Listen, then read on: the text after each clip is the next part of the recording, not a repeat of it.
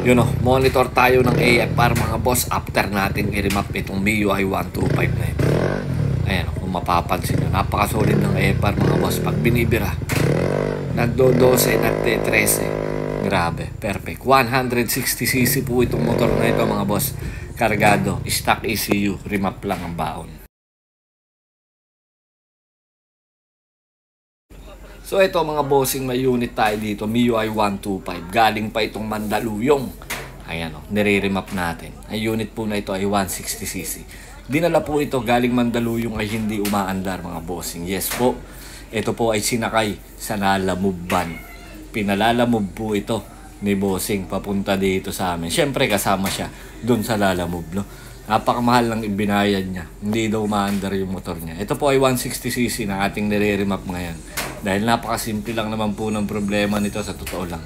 Bumaklas lang po yung nut sa drive case. Yun lang po ang problema. Tumawag po sa akin si bossing kagabi. At sa atin na talagang gustong ipagawa. Kaya ito, sinulit na nila yung pagpunta. Galing pang Mandaluyong ito mga bossing. Napakalayo. Kaya kasama niya pa yung Aerox na version 2 na taga Makati naman. Ayan, solid sila bossing.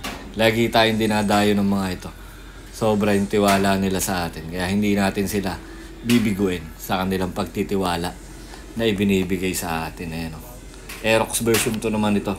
Itong isang ito. Na ipapamonitor din sa atin yung kanyang AFR. Dahil itong pipe niya ay JBT version 2 na meron namang bank sensor. Sa wideband na natin ito ay monitor para actual. At ito pa yung iba't ibang motor na nagpagawa sa atin simula umaga. Hindi man nagkaroon ng pila, no, ngayong araw. Medyo maluwag yung ating shop. Kahapon talagang siksikan kami dito sa shop.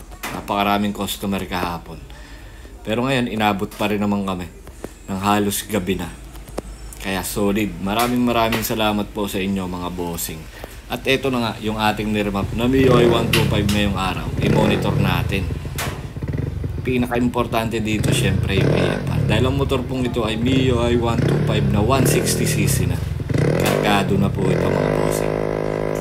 Stock ECU ang gamit. 2P80. Kaya nare-remap pa rin natin. Dating naka-pitch bike, inalis na ni boss. Ayan, pagka binibira, nakikita nyo naman, 12 yung kanyang AFR. Naglalaro sa 12.4 at 12.9. No? Yung RPM niya naman is standard. At ito pa, remap naman ito ng Aerox version 1. Ayan, back to original lang naman ito mga bossing.